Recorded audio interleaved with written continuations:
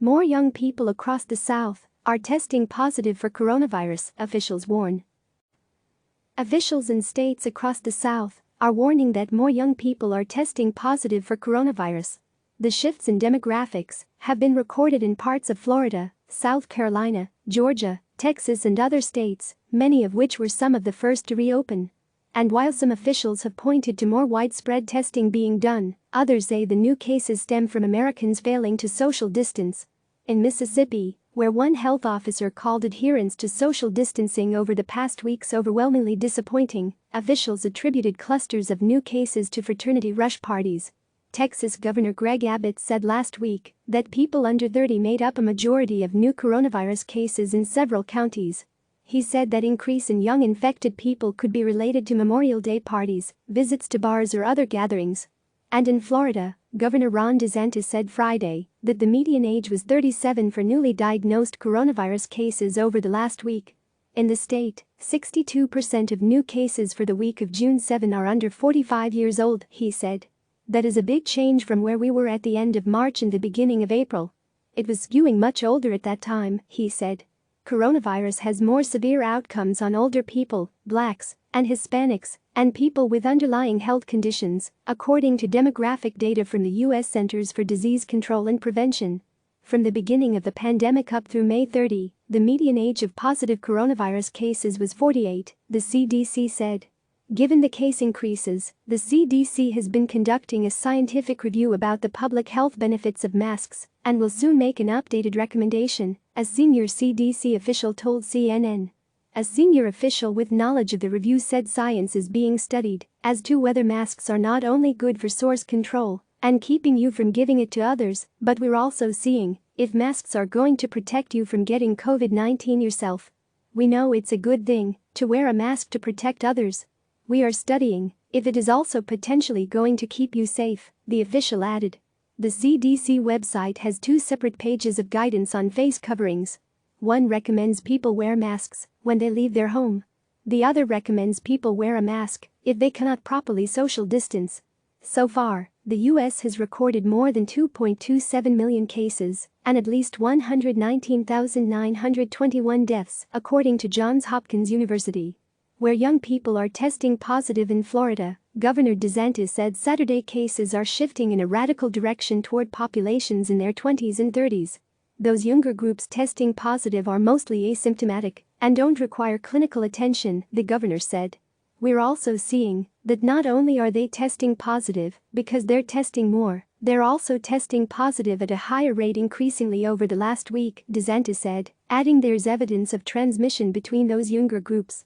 That increased testing, he said, comes as many people are returning to the workforce. Experts have raised alarm about Florida's climbing cases, saying the state could become the next U.S. coronavirus epicenter. On Saturday, Florida reported 49 new cases, the most reported in a single day. In South Carolina, health officials said Friday people under the age of 30 were increasingly testing positive for the virus. Around 18% of the state's total cases come from people between the ages of 21 and 30.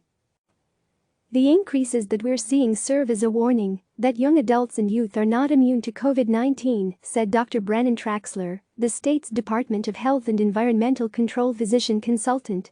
They also tell us that younger South Carolinians are not taking social distancing seriously. And Georgia's largest hospital also reported seeing an increase in patients in their 20s and 30s, according to CNN affiliate WSB. It's a little bit of a disturbing trend, and what frightens me is not only that they are younger, the potential of them infecting other people, particularly parents and grandparents, Dr. Robert Jansen, chief medical officer at Grady Health System, told WSB. Despite stark warnings from experts across the U.S., hundreds gathered Saturday in Tulsa, Oklahoma, for President Donald Trump's first re-election campaign rally since the start of the pandemic. Few donned masks even as Tulsa County reported its highest number of new infections in a day Saturday, the fifth time this week the country reported a record. Less than 7% social distancing in one Texas county. The Texas Alcoholic Beverage Commission said Sunday it has suspended the permits of 12 bars found to be in violation of the state's COVID-19 reopening protocols. The commission issued 30-day permit suspensions to bars in Houston, Dallas, Fort Worth, Austin and other cities. In Galveston County, Texas, Dr. Philip Kieser with the local health department told CNN affiliate KPRC they were seeing a lot of infections in young people. And the age of the people testing positive is trending younger, he told the news station. Our average age last week of people that were positive was age 30, the average age of people getting tested was 47, he said. And those numbers come as many haven't followed guidance issued by health officials urging residents to keep their distance and wear face coverings. We have data from some of the cell phone companies that show in Galveston County less than 7% of the people are social distancing, Kieser said. Galveston County is home to about 342,139 people, according to the U.S. Census Bureau.